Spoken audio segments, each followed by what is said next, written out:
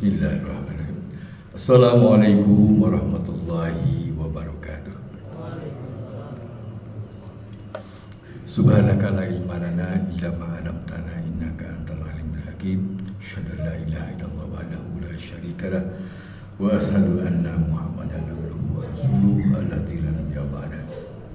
Wassalatu wassalamu ala Rasulillah Muhammad ibn Abdillah wa man tabi'ahu ila yaumil qiyamah. Amma ba'd. Hadirin bulan Allah rahimakumullah, alhamdulillah kita masih diberi kesehatan sehingga mampu mengalokasikan waktu dan menghadiri udan Allah untuk sholat isya berjamaah, sholat tarawih dan lain sebagainya. Mudah-mudahan apa yang kita lakukan diterima Allah. Amin ya rabbal alamin. Dan tidak terasa hadirin Allah, kita sudah berpuasa 12 hari ya kalau tidak salah. Alhamdulillah, mudah-mudahan puasa kita diterima oleh Allah. Karena untuk puasa Ramadan ini hanya Allah juga yang memberi pahala dan Allah langsung menghandle puasa Ramadan ini, saking istimewanya. Hadirin Allah, sebagaimana judul tadi, meluruskan niat, memperbaiki lisan dan perbuatan adalah jalan menuju insan mustaqim. Judulnya mudah, diucapkannya, ditulisnya mudah, tetapi sungguh amat sulit bagaimana kita merealisasikannya dalam perilaku kita sehari-hari. Apalagi meskipun kita tahu dengan pendekatan logika kita, pendekatan matematik, bahwa dunia ini makin tua, sudah hampir ending. Menurut para ahli astronomi katanya bahwa usia jagat raya ini, paling tidak planet bumi ini, itu sudah lebih dari 15 miliar tahun. Artinya memang sudah sangat dekat finishnya. Apalagi kita kan umat akhir zaman, umat Nabi terakhir. Jelas ini kita itu bagian finishingnya. Tapi meskipun begitu, faktanya begitu banyak orang yang masih terobsesi akan dunia yang fana ini. Bahkan dunia menjadi terminal destinasi, menjadi tujuannya dengan melakukan segala cara demi mencapai dunia ini. Orang bilang kan dunia itu ukurannya harta, tahta, dan bagi laki-laki mungkin wanita. Itu adalah kehormatan dan kesuksesan dan kemuliaan ukuran dunia begitu. Sehingga apapun dilakukannya demi jabatan, demi kekuasaan, demi harta dan lain sebagainya itu. Sampai hari ini. Bahkan kalau kita lihat di Indonesia khususnya, bahkan makin menggejala, makin mabuk kecintaan akan dunia yang fana ini.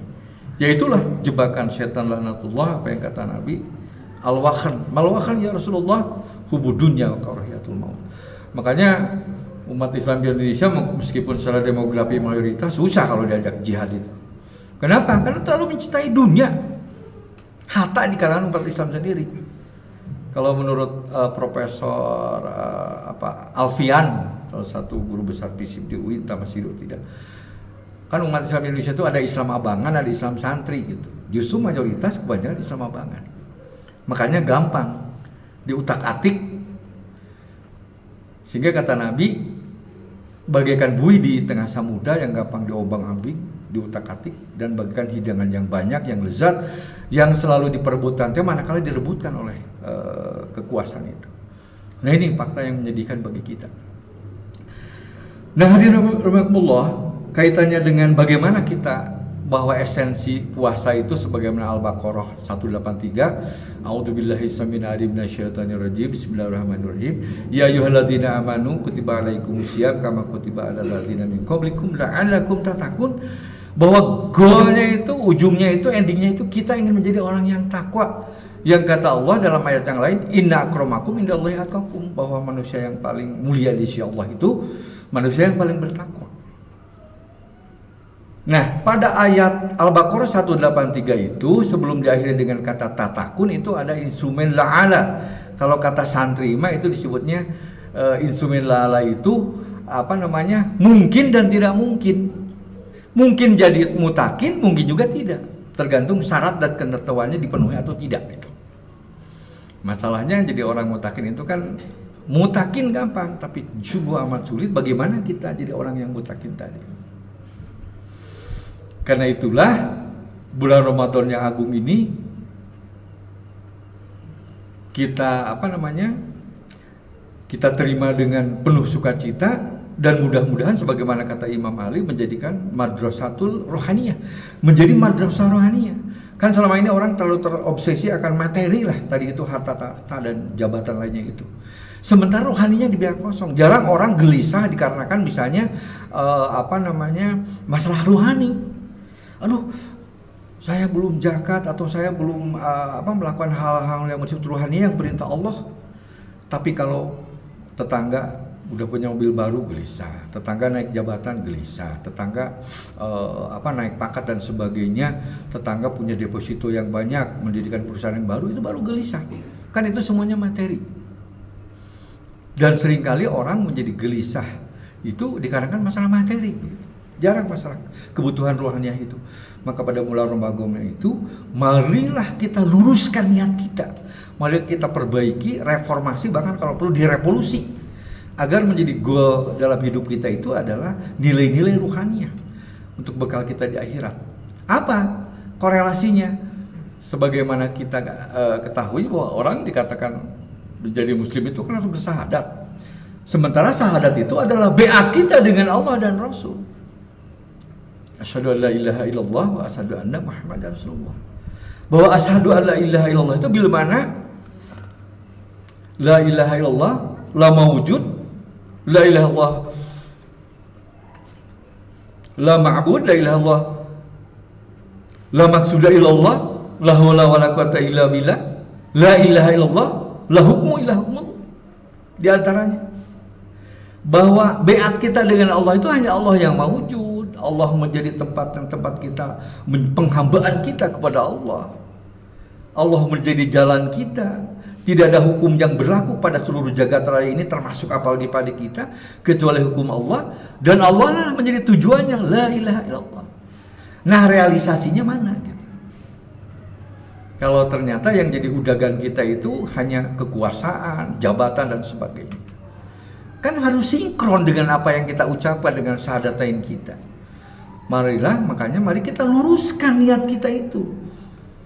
Jangan sampai tauhid kita ngagicrek gitu. Apalagi kan kita tahu sekarang rejim sekarang, nauzubillahi min dzalik, betapa dipertontonkan kemusyrikan. Bagaimana di Mandalika dengan bangganya misalnya seorang yang katanya bisa ngobrol dengan awan, ngatur hujan, nauzubillahi min dzalik, itu kan kemusyrikan. Kemudian di Kalimantan yang jelas bagaimana itu dukun jadi boga lalakon dengan keni dan sebagainya. Nauzubillah, summa nauzubillahi min dzalik. Sepanjang saya ingat ikut aktif di bidang politik dan politik, baru sekarang dipertontonkan demikian rupa gitu kemusyrikan itu. Nauzubillah, summa nauzubillah, ini bukan hoak, fakta kan. Dibiayai dengan APBN dan sebagainya. Nauzubillah, summa nauzubillah min dzalik. Bagaimana Allah sangat murka kepada orang yang melakukan kemusyrikan kan begitu. Ini oleh negara gitu, dibiayai APBN. Mari makanya kita luruskan niat kita, tauhid kita agar bersih. Agar sahadatain kita itu bersih, lurus. Nah, kemudian bagaimana perwujudan kita taat dan patuh kepada Allah sehingga la hukma illa hukmullah, la ilaha illallah berwujud menjadi satu kesatuan yang bermakna, baik itu jasmani rohani kita. Maka kita lihat juklak juknis oleh Rasulullah dengan wasyhadu anna Muhammadar Rasulullah. Maka untuk itulah barangkali konsekuensinya bahwa kita jangan pernah berhenti untuk belajar. Thalabul ilmi faridotun ala kulli muslimin wal muslimat minal mahdi ilal lahdi. Bahkan tidak mengenal gender, laki perempuan sama saja, wajib. Ini fardu ain. Tidak ada balita, tidak ada aki-aki, wajib belajar. Terus menerus memperbaiki kita agar ibadah kita baik mahdoh maupun ghair mahdoh, baik ritual maupun sosial, sesuai dengan perintah Allah melalui contoh Rasulnya. Itu yang meluruskan itu. Sehingga bahwa sahadatain kita itu mewarnai paradigma berpikir kita, mindset kita, lisan kita, dan perilaku kita. Jadi kalau sebagian dari kita dalam doa iftitah inna sholati wa nusuki wa mahyaya wa mamati lillahi rabbil alamin, mana buktosna, sok wujudkeun atuh. Jangan cuman wacana, cuman ritual saja. Ada di masjid soleh, begitu di luar salah. Seperti tentang ngawur-ngawur caitina keni itu kan, itu amat sangat salah, sangat kusuk, sangat nyungsep, sesat dan menyesatkan. Dan itu dikelola oleh negara. Padahal negara kita ketika proklamasi apa coba? Atas berkat rahmat Allah merdekanya itu. Sok lihat dalam teks proklamasi. Kemudian dalam konstitusi kita apa? Negara kita itu yang mengaku negara hukum rektat berdasarkan atas ketuhanan yang maha esa. Tapi sungguh amat jauh dari esensi itu realisasinya, apalagi pada rejim sekarang. Nauzubillah, tsumma nauzubillah min dzalik. Kayak itu luruskan, mari kita luruskan. Jangan ikut ngacapruk, ikut ngaco gitu. Nah, dengan itulah barangkali mulai bulan Ramadan yang agung ini, karena pada bulan Ramadan ini kan Al-Baqarah 185 ini katakan Syahrul Ramadan alladzi unzila fihil Qur'an hudalinas wa bayyinatin minal huda wal furqan, penggalannya. Bahwa pada bulan yang agung ini diturunkannya Al-Qur'an, kata Allah, untuk apa?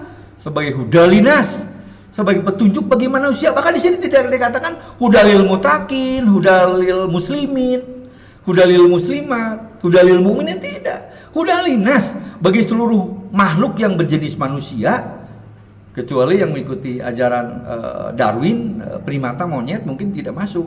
Pokoknya yang mengaku manusia kena dari amar ini. Baik yang ada di planet bumi atau yang ada di angkasa luar sana, sedang misalnya di stasiun Mir punya Rusia atau dimanapun, kena dari ayat ini. Jadi Al-Quran itu sebagai petunjuk bagi manusia, kemudian wabayinati minal huda, dan penjelas dari petunjuk tadi. Kemudian wal furqan, pembeda bainal haq wal batil, mana nu hak, mana nu batil, mana nu leres, mana nu salah, mana nu ngacapruk, mana nu bener, mana nu suci, mana nu najis, dan lain sebagainya. Udah jelas Al-Quran paradigmanya. Karena itulah konsekuensinya kita harus belajar Al-Quran, harus memahami Al-Quran, kemudian kita amalkannya. Cuman jangan sotoy, nanya kepada ulama yang lurus, yang ngerti. Jangan baru bisa baca terjemahannya seolah-olah jadi mufasir ngejudge orang lain. Belajar ilmu alatnya dong. Makanya saya pernah baca satu artikel, ada seorang Yahudi peneliti sampai akhirnya bersahadat, dapat hidayah. Kenapa? Dia hanya meneliti kenapa kok orang Islam katanya wanitanya baru boleh menikah setelah habis idah.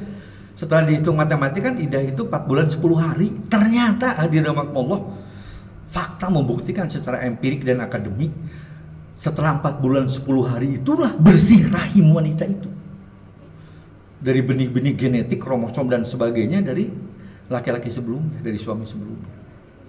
Makanya tidak heran katanya kalau di barat ibunya A, bapaknya B, anaknya C, kadang begitu diteliti DNA-nya tidak mengacu kepada bapaknya.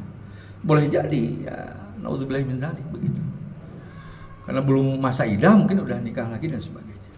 Dan karena dia menemukan sesuatu yang luar biasa, maka dia bersahadat, peneliti Yahudi tadi. Jadi muslim. Bayangkan baru saja kasusnya betapa hebatnya Islam ini. Makanya perintahnya udkhuli fi silmi kafah itu keseluruhan. Mudah-mudahan kita dengan Ramadan yang agung ini kita termotivasi, terakselerasi untuk belajar menjadi muslim yang kafah. Walaupun itu sungguh amat tidak mudah. Hadirin Allah, kalau Rasulullah mengatakan innamal amalu binniyati wa innamal likulli amri imanawa, itu bahwa segala sesuatu itu tergantung niatnya. Memang kan orang kan kalau mau deposito apa udah diniatkan, bahkan udah dihitung dan sebagainya.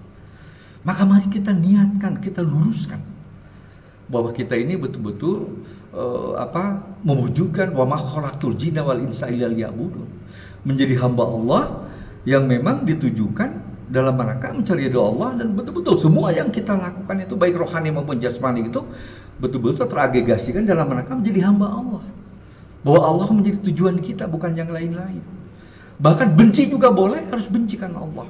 Cinta juga harus cinta karena Allah.